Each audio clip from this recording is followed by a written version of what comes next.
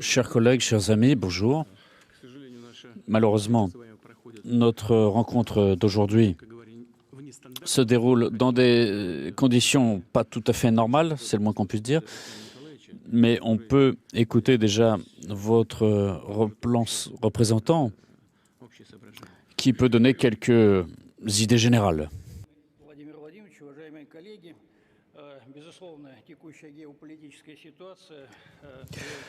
Vu la situation géopolitique amène au fait que les milieux d'affaires russes seront obligés de travailler dans les conditions complexes compte tenu des restrictions de différentes natures. Mais tout d'abord, j'aimerais confirmer que non seulement l'État et l'économie dans l'ensemble ont déjà appris à faire face à la crise et les milieux d'affaires russes depuis 2014 ont appris à s'adapter au phénomène de crise et non seulement de s'adapter mais aussi résoudre les résolutions de développement. Et en plus, la pandémie du Covid-19 a donné des outils supplémentaires aux sociétés, à notre État, pour que nous puissions mener le dialogue avec le gouvernement russe, parce que nous avons élaboré dans l'ensemble des mesures anti-crise visant aussi à améliorer l'investissement et l'atmosphère d'investissement. Mais en même temps, nous comprenons très bien que de nouvelles sanctions seront beaucoup plus dures par rapport au passé et restrictions précédentes, et ils vont toucher au secteur économique aussi, les industries de livraison aussi bien que pour l'approvisionnement des machines-outils. Et ça va concerner aussi les ressources nature, les composants, et les chaînes de livraison puissent être bloquées, y compris les chaînes de transport. Et afin de faire face à toutes ces restrictions, les sociétés russes, aussi bien que les milieux d'affaires, seront obligés de travailler de façon encore plus intense pour assurer le fonctionnement ininterrompu de leur société sans permettre de réduire les emplois, la pénurie et aussi les sauts de prix, parce qu'il faudra aussi réaliser la politique de substitution aux importations et trouver et chercher de nouveaux partenaires. Mais il y a beaucoup de choses qui dépendent des activités opportunes de l'activité du gouvernement. Et en plus, il s'agit non seulement du fait qu'il faut faire du hedging, de la protection de ces crises pour réduire les conséquences et pour assurer le développement du pays vu le nouveau paquet de restrictions, parce que nous devons nous rappeler que nous devons réfléchir non seulement à ce qui se passe aujourd'hui et demain. Ce que M. Vladimir Poutine a déjà dit dans son allocution, et j'aimerais faire part de plusieurs réflexions en ce qui concerne les éventuelles décisions qui doivent être prises déjà dorénavant. À quel point est-ce que c'est possible dans la situation actuelle? J'aimerais assurer la prévisibilité des conditions des projets de grande échelle d'investissement, parce que sur cet axe, nous avons un dialogue intense avec le gouvernement russe et entre autres, nous sommes en train de finaliser les mécanismes et des accords qui favorisent l'investissement.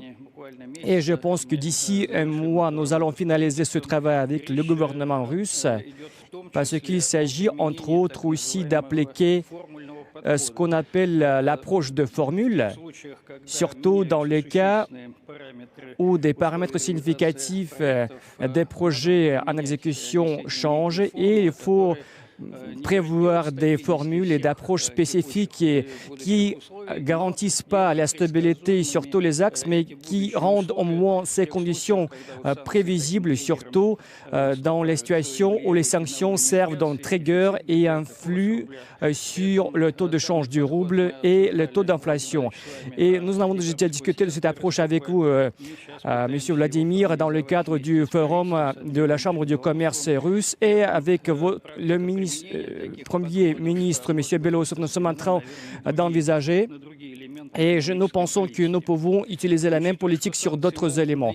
Compte tenu du fait que les sanctions puissent faire prolonger les délais d'exécution des projets d'investissement, ou retarder leur début, nous proposons de prolonger la durée d'application des mécanismes de soutien, y compris les programmes d'investissement de différentes sociétés qui assurent aussi les projets régionaux, parce que ça pourrait augmenter la prévisibilité des conditions d'exécution de tous les projets d'investissement prévus de toutes les sociétés.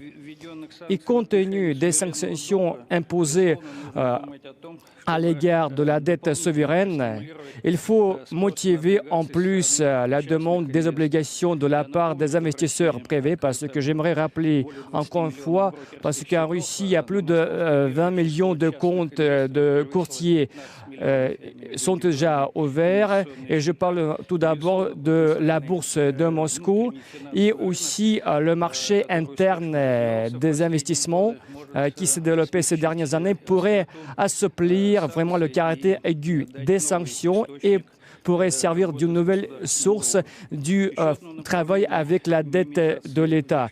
Il y a une autre approche pour minimiser les risques financiers et pour assurer le développement ultérieur, c'est la régulation des actifs et des crypto-devises, parce que quand je parle des avoirs numériques, la législation russe a été adoptée et je pense qu'il faut prévoir un mode des impôts spécifiques qui pourraient créer, pas un stimulus, mais qui pourraient réduire certaines conséquences de fonctionnement de ces avoirs numériques par rapport aux autres types d'avoirs.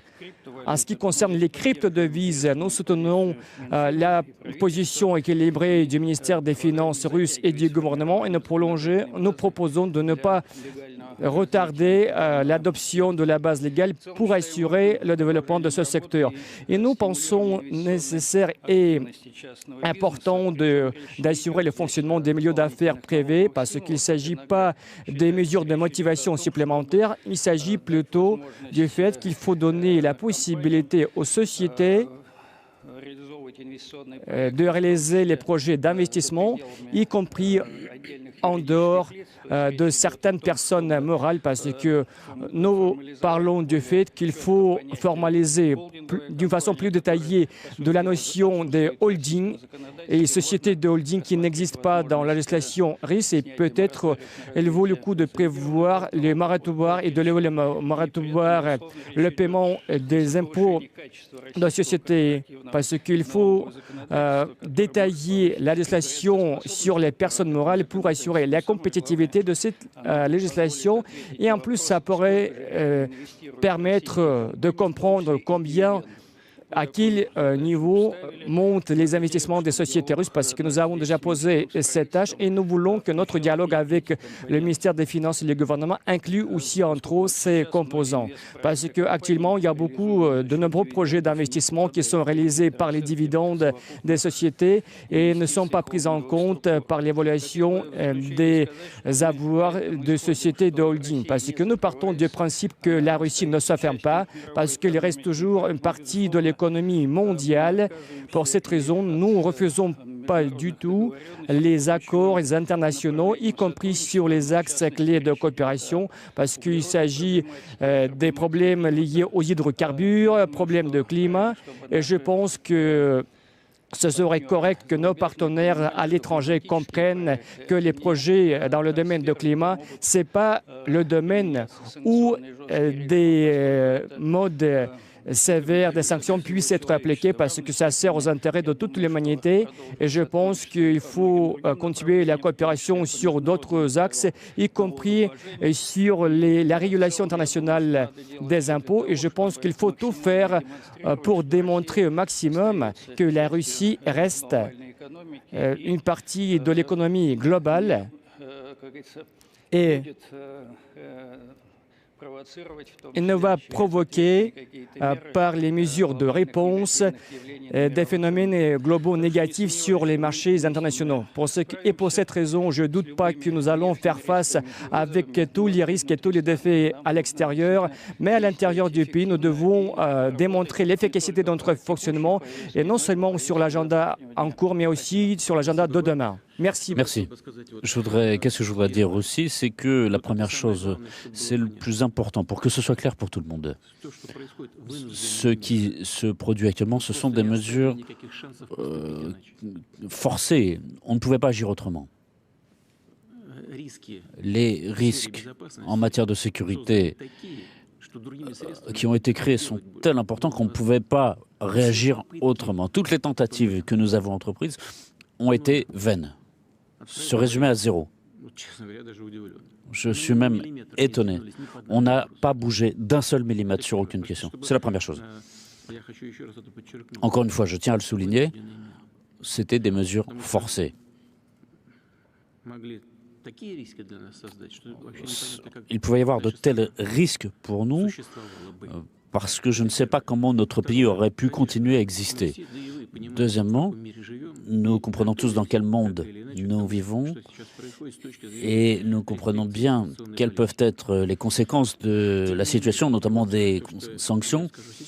Néanmoins, ce que je vais dire est très important pour moi. Je veux réagir à ce qu'a dit le président de l'Union des entrepreneurs et industriels de Russie, M. Alexandre Chokhin. La Russie demeure une partie, un acteur du marché international, de l'économie internationale. Et tant que nous conservons cette partie, ça veut dire que nous ne voulons pas détruire le système dans lequel nous sommes une partie. Nous ne voulons pas porter de dommages au système de l'économie mondiale. Nous sommes impliqués dans ce marché. Et tant que nous y sommes, nous devons le préserver. Et nos partenaires doivent le comprendre et ne doivent pas chercher à nous évincer de ce marché. En même temps, pour des considérations politiques, il va y avoir des restrictions.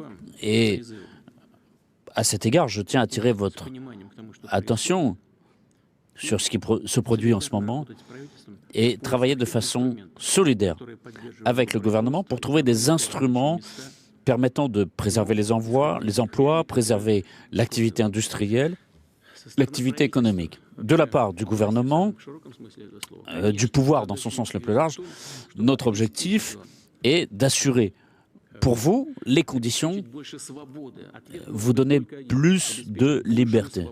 La réponse, elle est unique ici. C'est vous donner plus de liberté en matière d'entrepreneuriat. Dans le cadre de, comme l'ont dit les collègues, pour qu'il y ait un caractère prévisible de la part des actions du gouvernement, mais je veux aussi que ce caractère prévisible soit clair du côté des entreprises aussi.